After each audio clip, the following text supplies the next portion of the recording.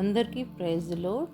ఈరోజు ఆది కాండము 34వ అధ్యాయం 1వ వచనం నుండి 31వ వచనం వరకు చదువుకుందాం. లేయా యాకోబునకు కనిన కుమార్తె అయిన దీనా ఆ దేశపు కుమార్తెలను చూడవెళ్ళెను. ఆ దేశము నేలిన హివ్వీయుడైన హమోరు కుమారుడగు షెకెము ఆమెను చూచి ఆమెను పట్టుకొని ఆమెతో శయనించి ఆమెను అవమానపరచెను.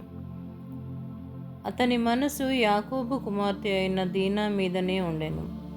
అతడు ఆ చిన్నదాన్ని ప్రేమించి ఆమెతో ప్రీతిగా మాట్లాడి ఆ చిన్నదాన్ని నాకు పెళ్లి చేయుమని తన తండ్రి అయిన హమోరును అడిగాను. తన కుమార్తెను అతడు చెరిపెనని యాకోబు విని తన కుమారులు పశువులతో పొలములలో నుండినందున వారు వచ్చు వరకు ఊరకుండెను. షెకెము తండ్రియగు హమోరు యాకోబుతో మాట్లాడుటకు అతని యొద్దకు వచ్చెను. యాకోబు కుమారులు ఆ సంగతి విని పొలములో నుండి వచ్చిరి.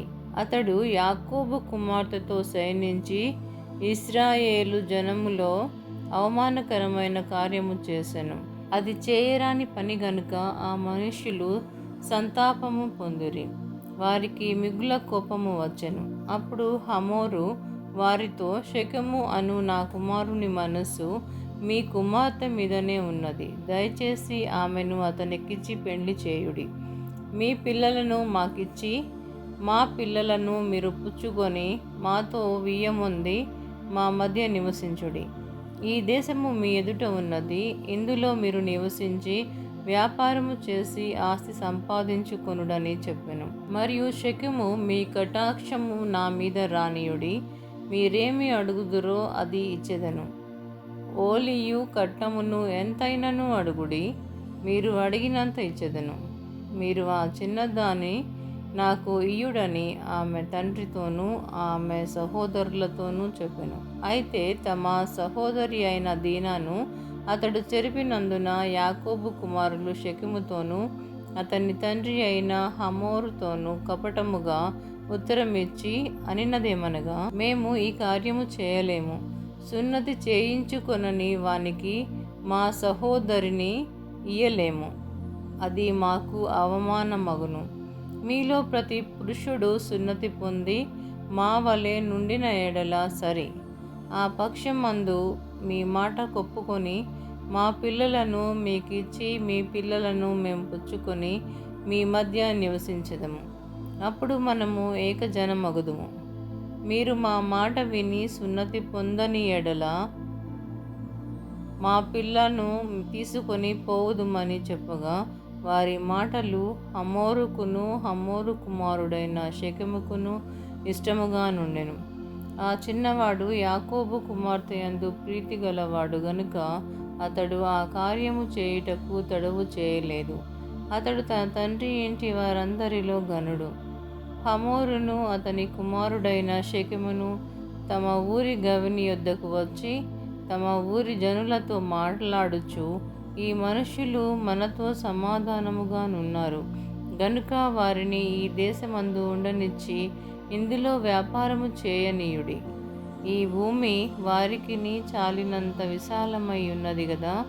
మనము వారి పిల్లలను పెళ్లి చేసుకొని మన పిల్లలను వారికి ఇత్తము.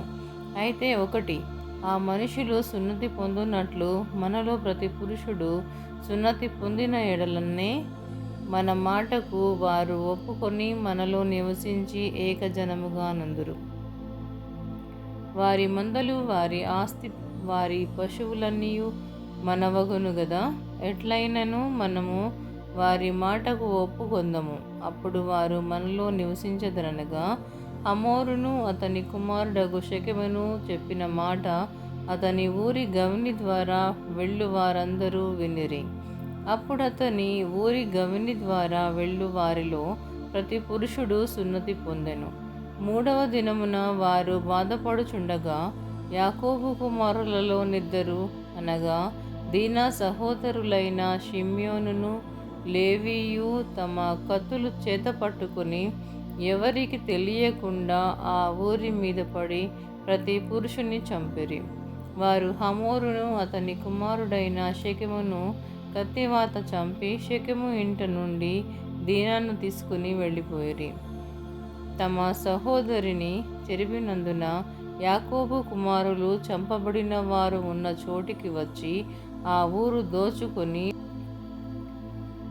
వారి గొర్రెలను, పశువులను, గాడిదలను, ఊరిలోనిదేమి పొలములోనిదేమి వారి ధనము యావత్తును తీసుకుని వారి పిల్లలనందరినీ వారి స్త్రీలను చెరపట్టి ఇండ్లలోనున్నదంతయు దోచుకొనిరి.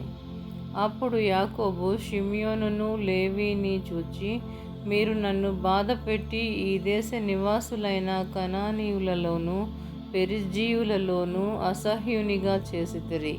నా జనసంఖ్య కొంచెమే, వారు నా మీదికి గుంపుగా వచ్చి నన్ను చంపెదరు, నేనును నా ఇంటివారును నాశనమగుదుమని చెప్పెను. అందుకు వారు వేశ్య ఎడల జరిగించినట్లు మా సహోదరి ఎడల ప్రవర్తింపవచ్చునా అనిరి.